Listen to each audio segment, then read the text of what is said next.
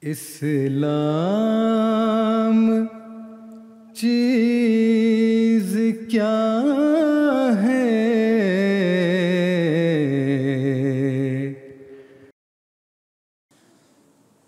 Hadirin hadirat sidang jalsah yang saya muliakan dan saya cintai. Tadi sudah saya sampaikan bahwa judul pidato saya yang diberikan oleh panitia adalah berjudul Krisis Dunia dan Jalan Menuju Perdamaian. Krisis macam-macam rupanya di dunia ini ya. Ada krisis keimanan ya kepada Tuhan, ada krisis mengenai ekonomi ya istilahnya. Ada krisis moral, krisis peradaban, ya, krisis perdamaian, krisis yang lebih berbahaya kata orang, krisis keuangan. Itulah krisis-krisis yang memang selalu terjadi di dunia ini ya, sejak dulu kala. Dan di dalam ya, krisis-krisis ini memang ya, menjadi sunnah Allah Subhanahu Wa Taala ya, itu ketika krisis melanda di dunia ini, baik yang bersifat krisis keimanan pada Tuhan seperti ateis, kemusyrikan dan lain sebagainya, kemudian krisis moral dan peradaban, juga krisis perdamaian. Ini selalu terjadi di dunia. Maka dalam keadaan segitu sejarah telah membuktikan, telah menulis bahwa Allah SWT selalu mengurunkan utusannya, yaitu para nabi. Kita juga tahu dalam sejarah ya, yang telah tercatat atau dicatat oleh para ahli sejarah, sebelum kedatangan yang mulia junjungan kita Nabi besar Muhammad Rasulullah SAW, di seluruh dunia pada umumnya mengalami krisis, yaitu krisis baik krisis ketuhanan ya, seperti ateis, ya, kemusyrikan, serta juga krisis moral, ya, terutama juga yang sering diceritakan oleh para ahli sejarah, yaitu yang hubungannya dengan sebelum kedatangan Rasulullah di Jazirah Arab khususnya. Ya. Di Jazirah Arab yaitu Mekah khususnya, memang penduduk Mekah ya, itu mereka meyakinkan diri mereka bahwa mereka adalah keturunan Nabi Ibrahim alaihissalam yang membawa itu ketauhidan atau yang mengajarkan Allah Tuhan itu hanya satu dan menyembah hanya kepada Tuhan yang satu. Tetapi rupanya mereka bahwa memandang Nabi Ibrahim alaihissalam itu adalah suatu nabi yang sangat tinggi ya, yang dekat dengan Allah Subhanahu Wa Taala. Mereka merasa nggak mungkin kita setara dengan Nabi Ibrahim alaihissalam. Nggak mungkin katanya mereka itu bisa menjangkau itu, yang langsung kepada Allah Ta'ala. Maka mereka berpendapat dan mereka berpikir bahwa untuk sampai kepada Allah Ta'ala itu mesti melalui orang suci. Maka melalui orang suci itulah doa-doa akan sampai kepada Allah Ta'ala. Itu keyakinan mereka. Akhirnya terjadilah pembuatan patung-patung orang-orang suci ya, yang disembah oleh mereka untuk supaya doanya disampaikan kepada Allah Ta'ala. Terjadilah pembuatan patung-patung di kota Mekah sendiri, sampai di Ka'bah saja tercatat 360 ya, itu patung ya, yang disembah oleh mereka. Kemudian juga keadaan peradaban ya, keadaan krisis akhlak pun terjadi waktu itu ya. Kita kenal bagaimana walaupun memang orang Arab itu banyak kelebihan-kelebihannya, misalnya di dalam menerima tamu itu sangat dihormati tamu-tamu itu ya. Dan juga bidang-bidang lainnya banyak nilai-nilai yang tingginya. Tapi sisi lain juga memang banyak kerusakan juga dinilai oleh para sejarah. Minuman kerasnya sangat banyak, orang mabuk-mabuk ya, perzinahan, perampokan, peperangan dan lain sebagainya. Dalam keadaan seperti itulah kemudian Allah SWT ya, mengirimkan junjungan kita Nabi besar Muhammad Rasulullah SAW di antara mereka untuk memperbaiki krisis seperti itu. Dan rupanya krisis ini bukan hanya melanda Arab, juga di berbagai negara di seluruh dunia ini. Sebagaimana Allah SWT berfirman ya, A'udzubillahi minasyaitonirrajim. Qul ya ayuhan nasu inni Rasulullah ilaikum jami'a allazi lahu mulkus samawati wal ard la ilaha illa huwa yuhyi wa yumit. Aminu billahi wa rasulihi nabiyil ummiyil ladzi yu'minu billahi wa kalimatihi wattabi'uhu la'allakum tahtadun. Katakanlah wahai manusia, sesungguhnya aku Rasul Allah yang diutus kepada kalian semua. Tuhan yang memiliki langit dan bumi. Tidak ada Tuhan selain Dia yang menghidupkan dan mematikan. Maka berimanlah kamu kepada Allah dan Rasul-Nya, yaitu Nabi Ummi yang beriman kepada Allah dan kepada kalimat-kalimatnya. Ikutilah Dia agar kamu mendapat petunjuk. Al-A'raf ayat 159. Keadaan waktu itu memang membaik ya. Tapi juga di dalam sejarah mencatat ya, bahwa di dalam memperbaiki krisis itu, baik itu krisis ketuhanan ya, baik itu krisis moral, peradaban, krisis dan lain-lain sebagainya, itu tidak mudah ya. Tidak mudah ya. Junjungan kita Nabi besar Muhammad SAW di dalam memperbaiki situasi ini itu banyak perjuangannya yang sangat luar biasa. Pertaruhan jiwa selalu ada ya. Pengorbanan, berbagai pengorbanan selalu dituntut oleh situasi itu. Bagaimana, tapi junjungan kita Nabi besar Muhammad SAW tidak pernah mundur dari amanat dari Allah Ta'ala. Walaupun nyawanya terancam dengan kematian. Dan juga tidak pernah mundur di dalam perjuangannya menjalankan tugas ini. Walaupun dalam keadaan apapun, susah maupun senang. Kenyang maupun lapar. Ya. Seperti kita lihat dalam sejarah ya, begitu gigihnya junjungan kita Nabi besar Muhammad SAW. Sekalipun contoh dalam perang Parit ya, sekalipun dalam keadaan lapar ya, juga para sahabat lain banyak lapar, sampai perut beliau diganjel oleh batu ya, tapi beliau tidak pernah mundur, tidak pernah lelah, merasa terus berjuang untuk mempertahankan Islam ya, untuk terus menyebarkan dan memperbaiki situasi di Arab tersebut ya. 70 hafiz Quran juga syahid waktu itu. Tapi sedikit pun Rasulullah SAW dan para sahabatnya tidak pernah lemah, tidak pernah mundur di dalam memperjuangkan hal itu. Inilah satu contoh bagi kita semua, ya.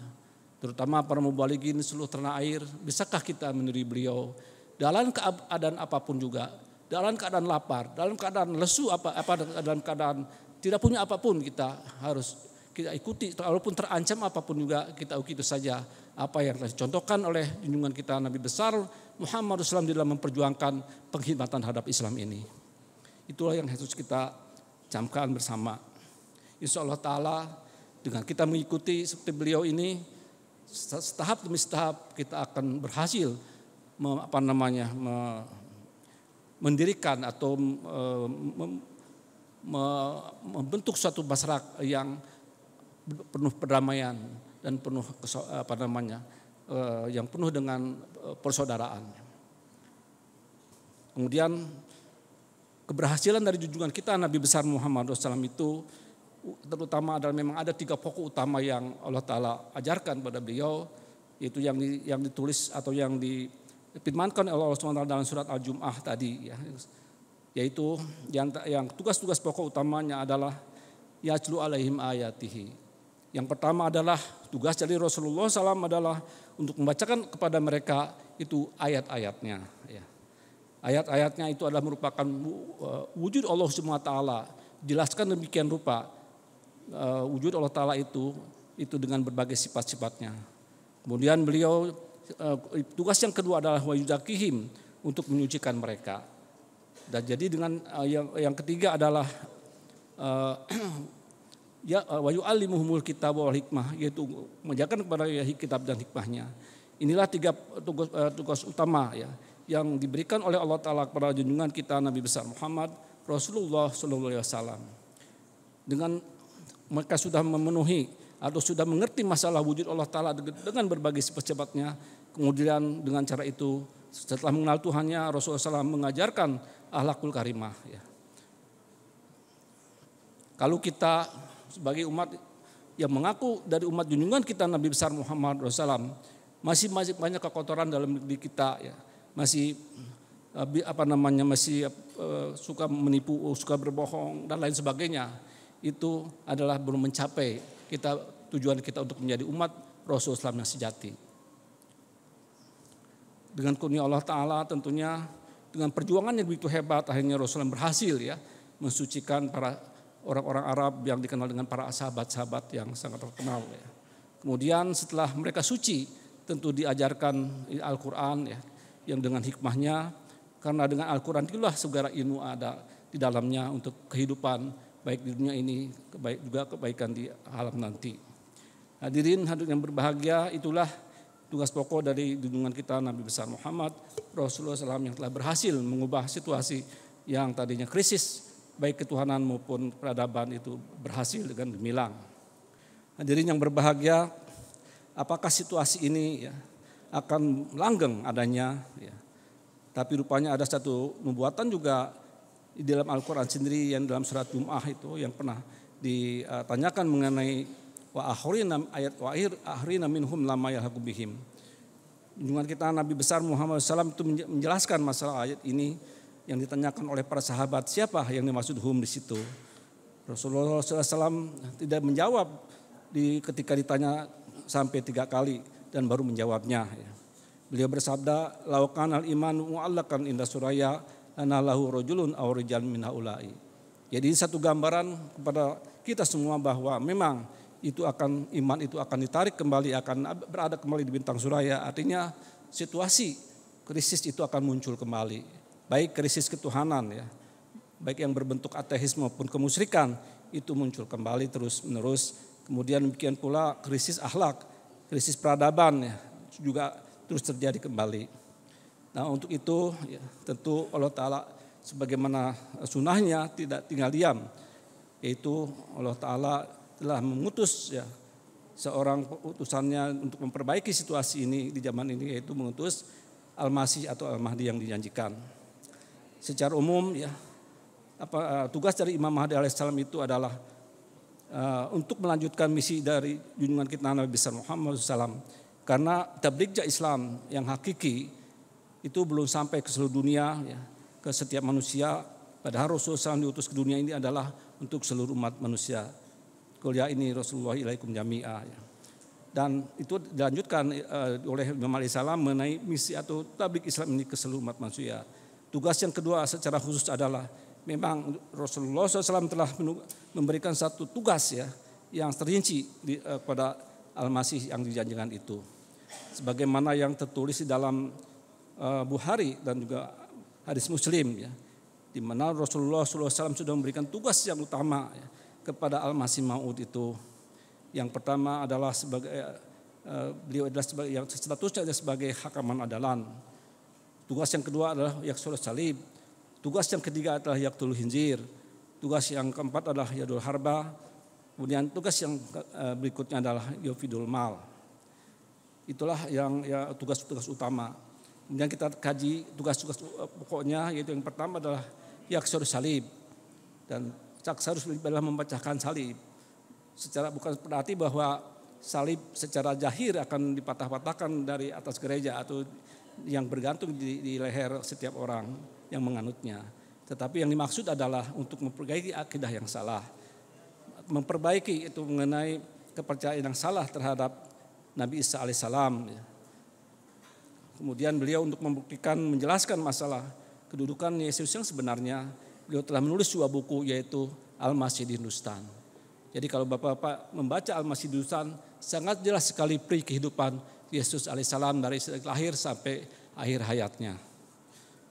Kemudian tugas berikutnya adalah yaktul hinzir, membunuh babi. Bukan berarti babi secara binatang di hutan akan dibunuh, tapi ini merupakan satu bahasa kiasan.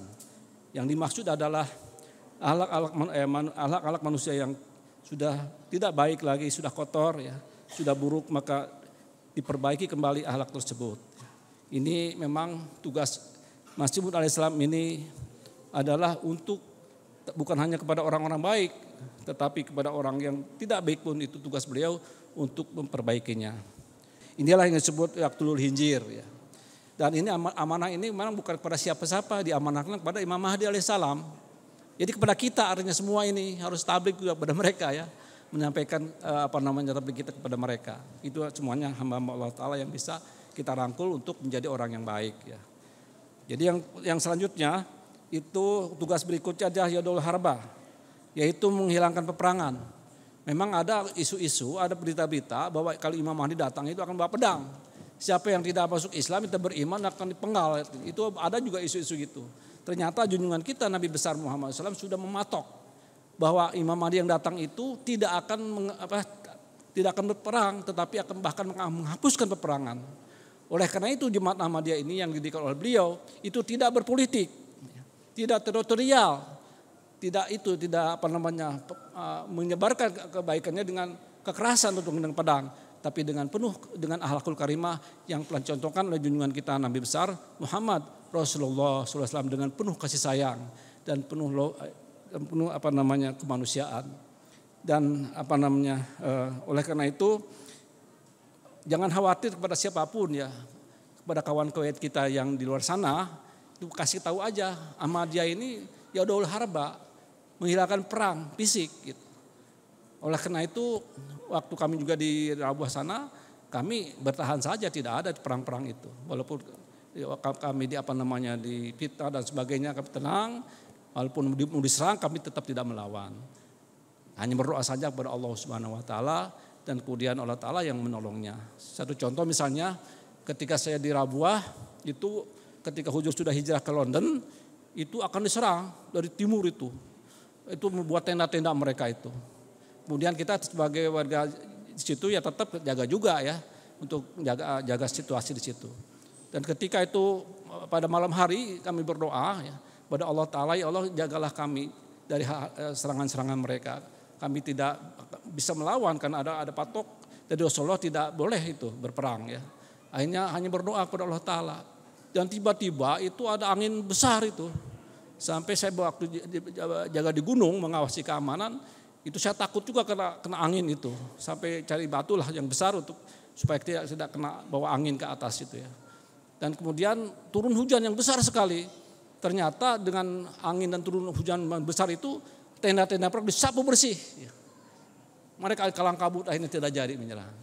Itulah pertolongan Allah Ta'ala karena kita nggak boleh itu melawan dengan kekerasan. Kita lawan dengan akhlakul karimah ya, yang pernah ditentukan oleh Rasulullah SAW. Jadi jemaat ini adalah Yaudul Harba. Jadi Imam Mahdi alaihissalam ini adalah tugasnya untuk menghilangkan peperangan.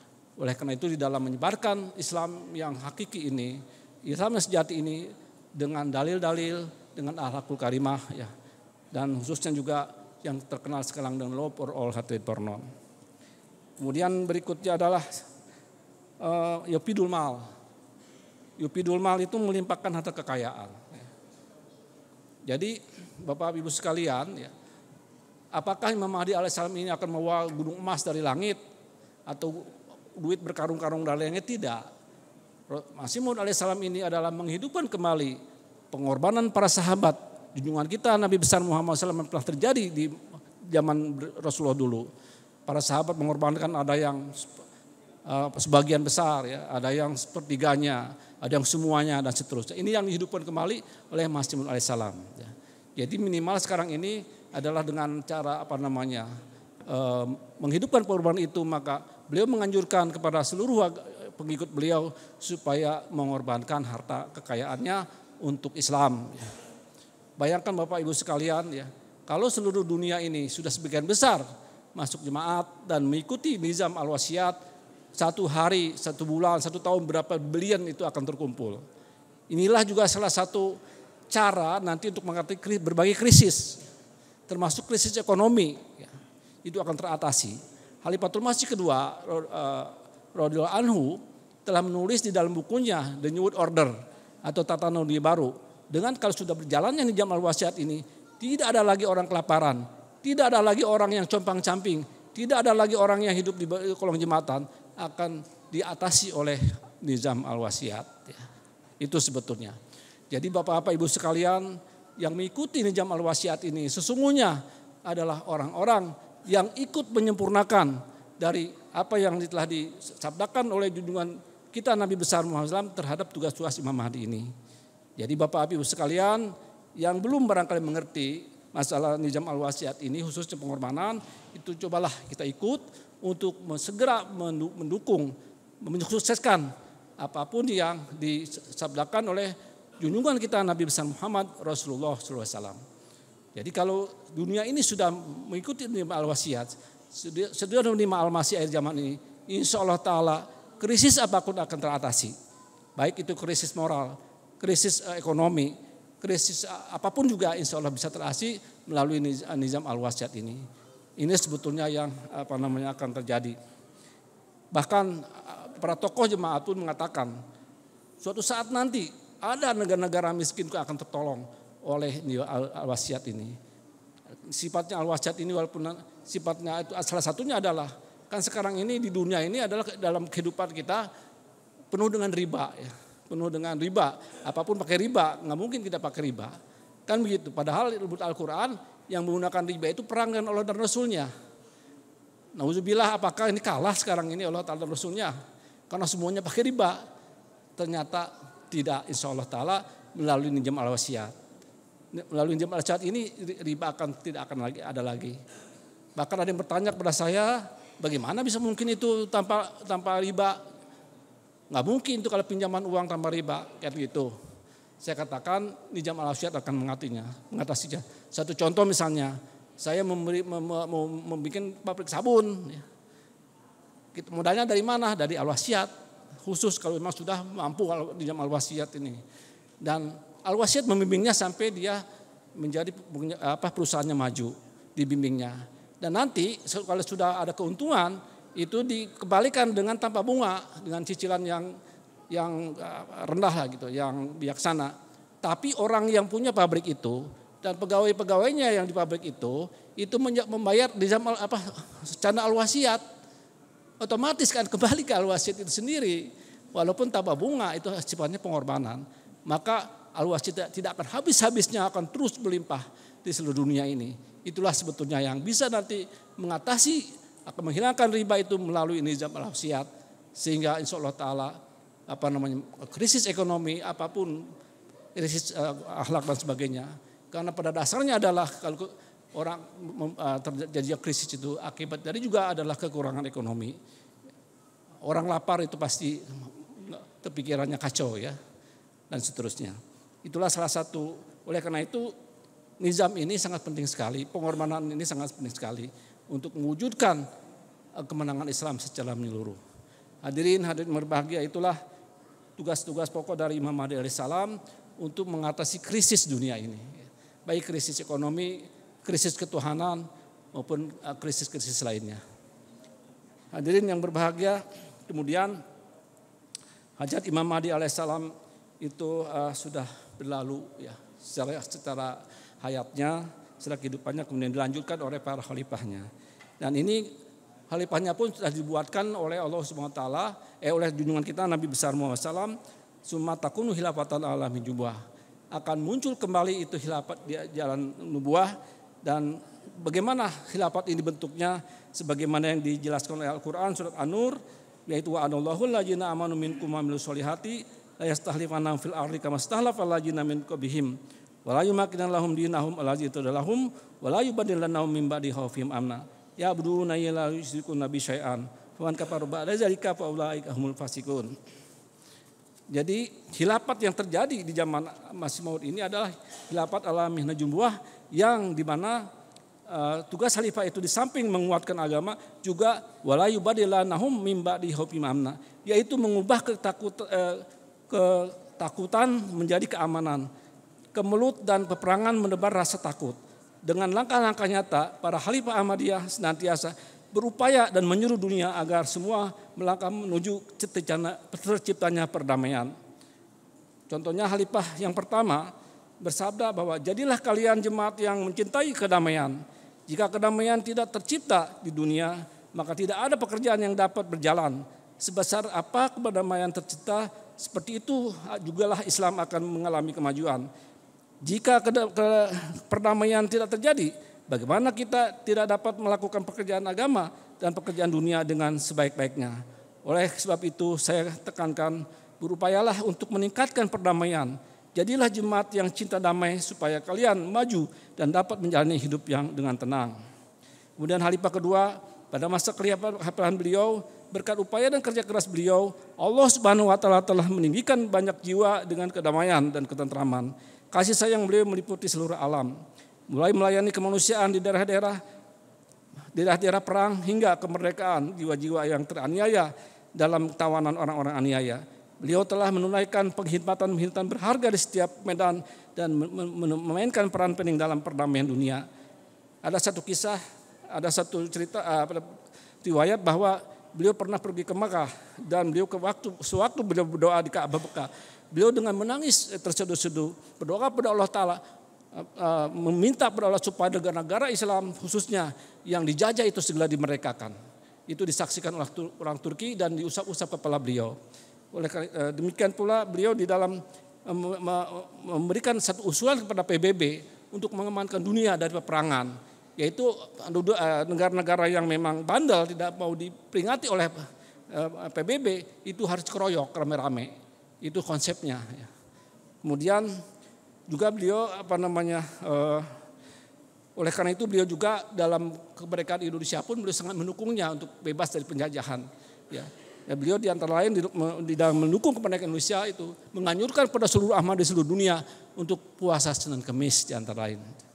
Kemudian Khalifatul Masih ketiga itu beliau dalam menciptakan moto perdamaian dan keselamatan dunia itu dengan slogan Law for All, Hatred for None yang disampaikan di Spanyol pada tahun 1980. Dan pada tahun 1967 guna menciptakan perdamaian dan persatuan di antara berbagai firqah Islam, beliau mengusulkan agar semua firqah Islam mengesampingkan permasalahan internal untuk sementara waktu dan berusaha bersatu untuk menyebarkan Islam semata-mata. Pada tanggal 28 Juli 1997, beliau menyampaikan pidato bersejarah dengan judul Pesan Perdamaian dan Sebuah Peringatan Agung. Kemudian Khalifatul Masih keempat, beliau juga telah membentuk satu badan lembaga yaitu namanya Humanity-First. Humanity-First ini adalah untuk menolong orang-orang yang terkena bencana alam atau musibah.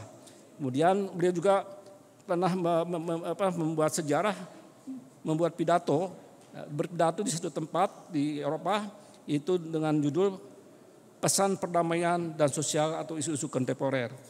Kemudian khalifah yang sekarang ya, khalifah yang ke-5 banyak sekali sebetulnya ini. Karena waktu sangat singkat saya ambil saja yang pentingnya. Yaitu demikian. Untuk menyiapkan pesan perdamaian dunia ini dalam acara peringatan 100 tahun berdirinya Jemaat Ahmadiyah UK telah diselenggarakan sebuah konferensi antaragama pada bulan Februari 2014 di Guildhall. Seorang wali kota Pedro Abad Spanyol, Miguel Garci, telah memberikan komentarnya berkaitan dengan konferensi tersebut.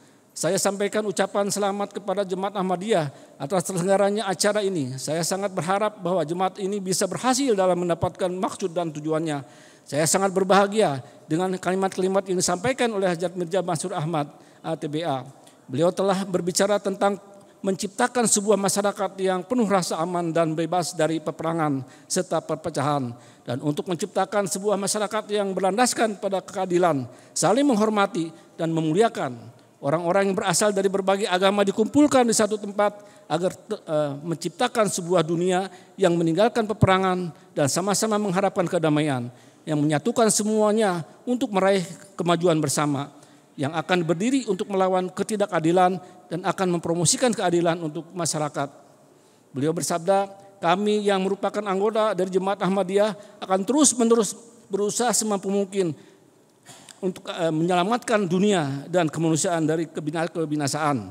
Sebabnya adalah karena kami telah beriman kepada imam pada zaman ini yang telah diutus oleh Allah SWT sebagai Masih Maud atau Al-Masih yang dijanjikan dan merupakan pengkhidmat sejati Rasulullah SAW yang telah datang demi kebaikan dunia ini. Demikianlah pidato yang saya sampaikan. Wabillahi hidayah. Wassalamualaikum warahmatullahi wabarakatuh.